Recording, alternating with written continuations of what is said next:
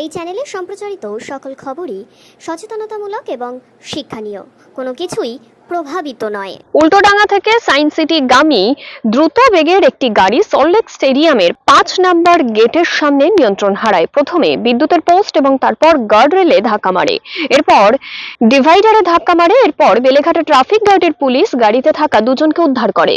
চালক মদ্যপ ছিলেন কিনা পরীক্ষা করে দেখা হচ্ছে। গাড়িটি আটকে রেখেছে পুলিশ।